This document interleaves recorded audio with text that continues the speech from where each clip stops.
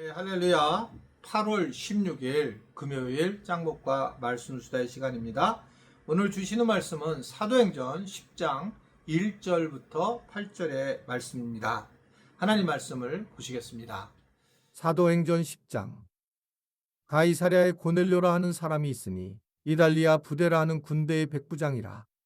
그가 경건하여 온 지방과 더불어 하나님을 경외하며 백성을 많이 구제하고 하나님께 항상 기도하더니 하루는 제 9시쯤 되어 환상 중에 밝히 보매 하나님의 사자가 들어와 이르되 고넬료야 하니 고넬료가 주목하여 보고 두려워 이르되 주여 무슨 일이니이까. 전사가 이르되 내 기도와 구제가 하나님 앞에 상달되어 기억하신 바가 되었으니 내가 지금 사람들을 요바에 보내어 베드로라 하는 시몬을 청하라.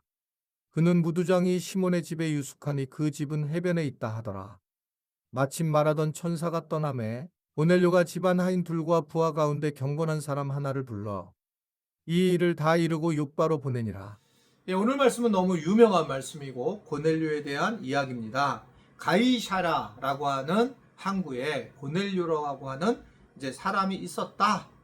가이사랴는 케사르, 즉 로마 총독의 어떤 직분을 이야기를 하는데 그들이 로마하고 연결을 하기 위해서 항구를 만든 곳에 결국 백부장이었던 이 고넬료라는 사람이 살았다라고 하는 겁니다.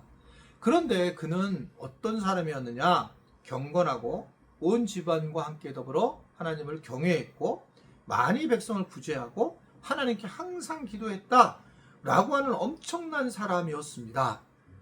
엄청난 사람. 이거는 뭐 정말 어느 누구도 할 수 없는 그런 사람이었고 기도 시간을 정해놓고 그가 기도를 했다는 거죠. 9시쯤에 환상이 보였다는 겁니다. 그 환상에서 하나님의 사자가 일어서 내 기도와 구제가 하나님 앞에 상달됐다라고 하는 것을 이야기하는 거예요.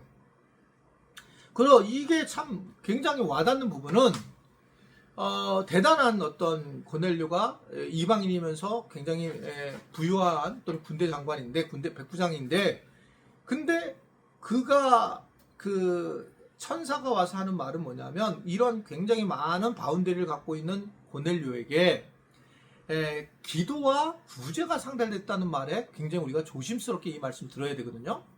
그러니까 우리는 기도라고 하는 부분을 통해서 하나님께 기도하는 것이 상달된다는 것도 보여지지만 구제라는 것도 하나님께 상달됐다는 거예요. 그러니까 저는 어떻게 생각하냐면 구제 자체가 하나님 앞에 향한 기도라고 생각해요. 그러니까 기도하는 것도 기도라고 하는데 우리는 말만 하잖아요. 근데 구제는 하나님이 원하시는 마음에 그 일을 행하기 때문에 그것이 기도로서 드러난다라고 하는 것을 볼 수 있다는 겁니다. 그래서 기도로 바라보는 거예요. 누군가에게 구제를 했는데 그 구제가 하나님 앞에 상달됐다. 그것은 하나님의 마음에 흡족하다는 거거든요. 기도도 상달되고 구제도 상달되니까 기도와 구제가 같이 가야 된다는 거예요.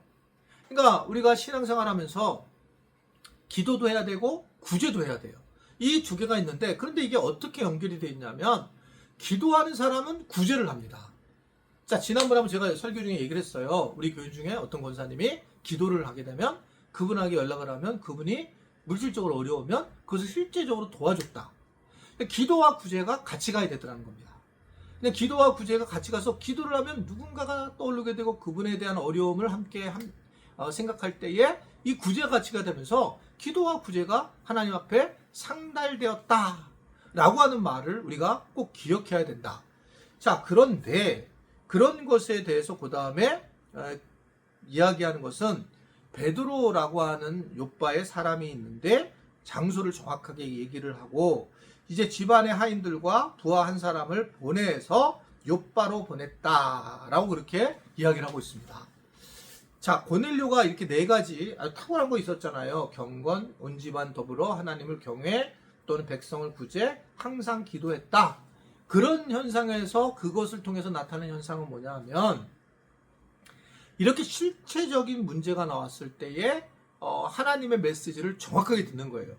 그래서 어디에 어떻게 보내야 되겠다.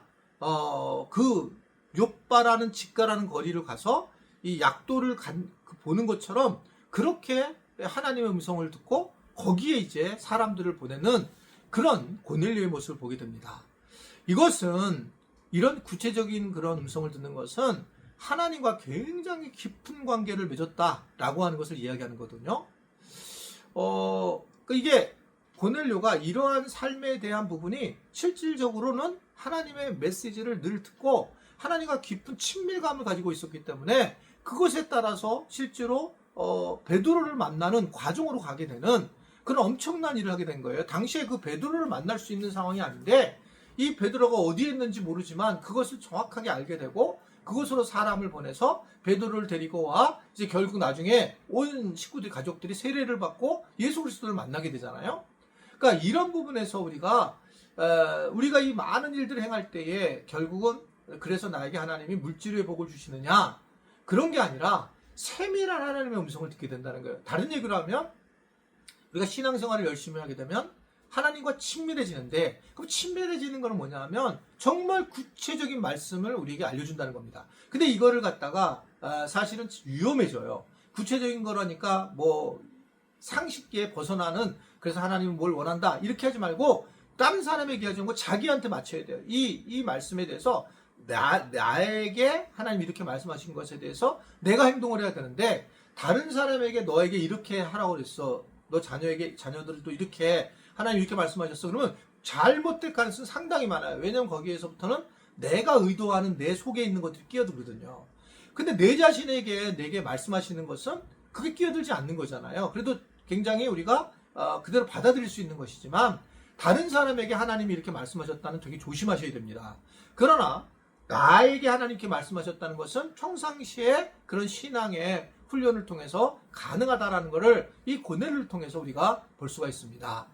우리가 좀 더 신앙생활을 적극적으로 하면서 좀 더 구체적으로 하나님의 음성을 듣고 구체적인 그러한 은혜를 경험하는 그런 삶을 살아갔으면 좋겠습니다.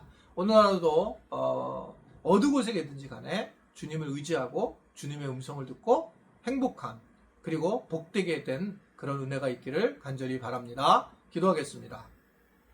하나님 아버지 오늘도 말씀 안에 거하게 하신 것 감사합니다. 말씀 안에 거하는 것뿐만 아니라 세밀하게 하나님과 깊은 관계를 맺어서 주님이 원하시는 그런 바른 하나님의 음성을 듣고 삶의 변화를 일으키도록 도와 주옵소서. 예수님의 이름으로 기도드리옵나이다. 아멘.